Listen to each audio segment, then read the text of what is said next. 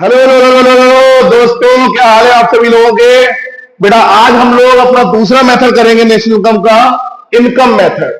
आज मैं आप लोगों को नेशनल इनकम में इनकम मेथड से कैसे हम लोग नेशनल इनकम को निकालते हैं, आज आप लोगों को वो सिखाऊंगा। और आज आप लोगों को इसके फॉर्मूले का पूरा ब्रीफ डिस्क्रिप्शन दूंगा कि कौन कौन सी चीज ऐड करते हैं, कौन कौन सी चीज माइनस करते हैं। तो बेटा चलिए स्टार्ट करते हैं हम लोग सीखना। सर नेशनल इनकम में इनकम मेथड से निकालने के लिए हमें सबसे पहले स्टेप 1 करना होता है। सबसे पहले हमें क्या करना होता है बेटा, स्टेप 1 में हम लोगों को कैलकुलेट करना होता है बेटा एनडीपीएट-एफसी। सबसे पहले हम लोगों को बेटा एनडीपीएट-एफसी को कैलकुलेट करना होता है। उसके बाद हम नेशनल इनकम सेकंड स्टेप में निकालते हैं। जैसे मैंने कल आपको वैल्यू एडेड में सबसे पहले आप लोगों ने जीबीएड एमपी निकाला था और उसके बाद आप लोगों ने एनएनपीएड-एफसी निकाला था। इसी तरीके से इनकम मेथड में हम लोग एनडीपीएड-एफसी निकालते हैं। इसी को हम लोग बेटा डोमेस्टिक इनकम कहते हैं। इसी को हम लोग बेटा क्या कहते हैं, डोमेस्टिक इनकम। हमें डोमेस्टिक इनकम से नेशनल इनकम पर जाना है। आज आप लोग सीखोगे इनकम मेथड से कैसे जाते हैं। तो बेटा अगर मैं बात करूं आप लोगों से एनडीपीएड-एफसी, इसको निकालने के लिए कुछ चीजों को प्लस करना होता है बेटा। तो वो कौन कौन से टूल्स होते हैं जिनको प्लस करना होता है। सबसे पहला टूल होता है बेटा कंपनसेशन ऑफ एम्प्लॉइज। बेटा जो एम्प्लॉइज होते हैं उनको जो कंपनसेशन मिलती है, सैलरी मिलते हैं, वेजेस मिलते हैं और भी अदर बेनिफिट्स मिलते हैं, वो सभी चीजें हम किस में डालेंगे बेटा, कंपनसेशन ऑफ एम्प्लॉइज में। बेटा या तो लोग नौकरी करते हैं, हमारी वेरियस टाइप की फैक्टर इनकम्स होती हैं, तो फैक्टर इनकम्स के ही सम को एनडीपीएड-एफसी कहते हैं। आप सभी लोगों को पहले की क्लास से पता है। तो बेटा कंपनसेशन ऑफ एम्प्लॉय में हम लोग प्लस करते हैं ऑपरेटिंग सरप्लस।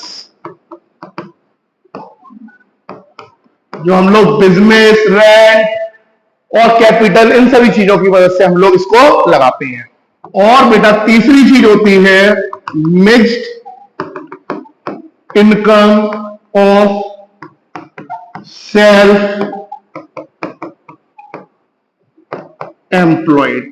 फॉर एग्जाम्पल मैंने अपनी ही प्रॉपर्टी पर आपको कोचिंग पढ़ा रहा हूं और मैं उसमें सर एक अमाउंट रेंट के नाम से निकाल रहा हूं। तो जो रेंट में अपनी कोचिंग में पढ़ा रहा हूं उसका जो मैंने रेंट निकाला है सर वो ऑपरेटिंग सरप्लस में नहीं पड़ेगा, वो mixed income of self employed में पड़ेगा। मतलब एक सेल्फ एम्प्लॉयड पर्सन की प्रॉफिट के अलावा हुई अदर इनकम्स वो किसमें आती है बेटा, मिक्स्ड इनकम के अंदर आती है। तो इन तीन चीजों को आप प्लस कर दोगे तो बेटा आपका एनडीपीएड-एफसी निकल आएगा। आप लोगों का क्या निकल आएगा, एनडीपीएड-एफसी। तो बताइए एनडीपीएड-एफसी निकालने के लिए sir compensation of employ plus operating surplus plus mixed income of self employed. Compensation of employ को शॉर्ट में आप सीओई बोल सकते हो, इसको ओएस बोल सकते हो।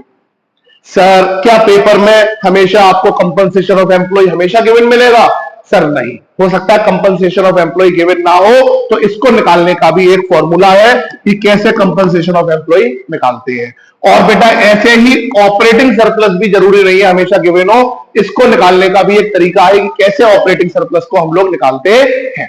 तो मैं अब आपको अगले उसमें बताने जा रहा हूं कि हम लोग बेटा वर्किंग नोट में कैसे कंपनसेशन ऑफ एम्प्लॉय को निकालते हैं और कैसे ऑपरेटिंग सरप्लस को हम लोग निकालते हैं। चलिए आगे सीखते हैं हम लोग वर्किंग नोट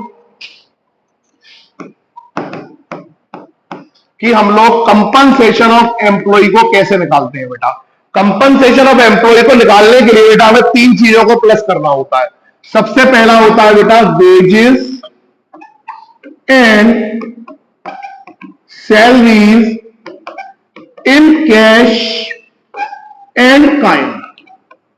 बेटा आप अपने एम्प्लॉय को या फिर एक जो पर्सन है उसको इनकम हो रही है वेजेस से या फिर सैलरी से, कैश में भी और काइंड में भी। तो सर दोनों ही चीजें आपकी ऐड होगी, चाहे वो कैश में हो चाहे वो काइंड में हो।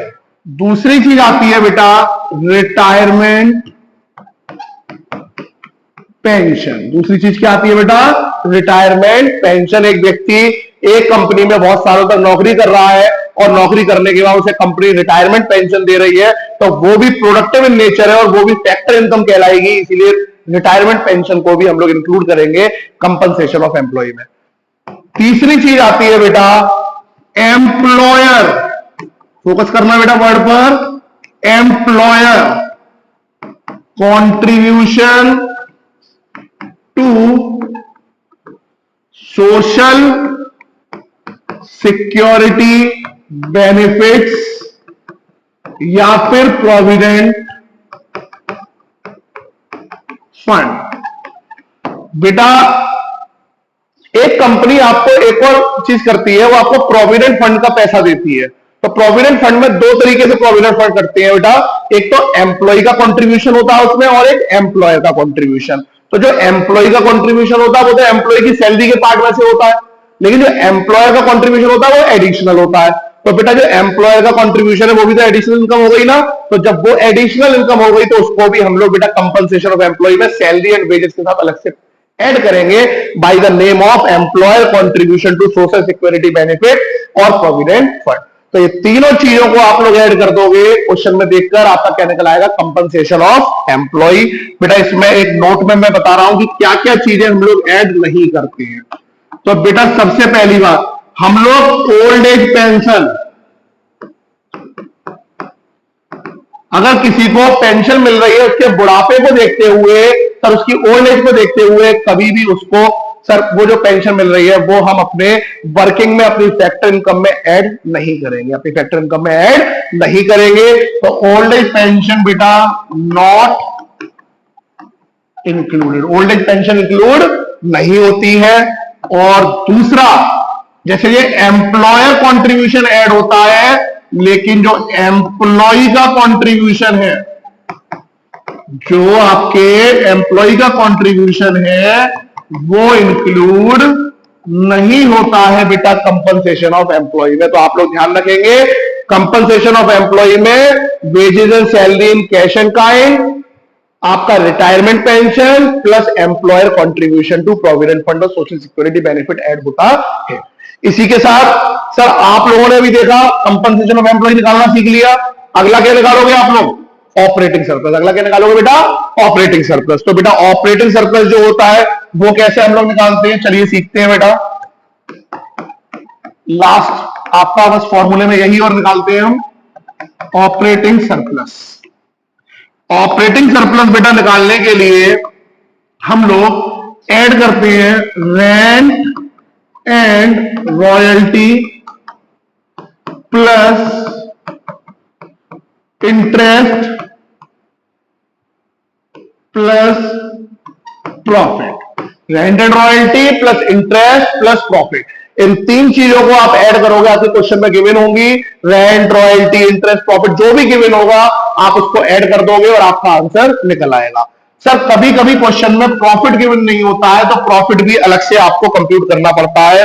सर प्रॉफिट कैसे कंप्यूट करोगे आप लोग, तो बेटा नेक्स्ट वर्किंग नोट, प्रॉफिट कैसे कैलकुलेट करते हैं। तो प्रॉफिट कैलकुलेट करने के लिए बेटा sir dividend plus undistributed profit, undistributed profit या इसी को बोल लो आप लोग रिटेन अर्निंग, या इसी को आप लोग बोल सकते हो accumulated profit, plus corporation tax या फिर कॉरपोरेट प्रॉफिट टैक्स बोल लो।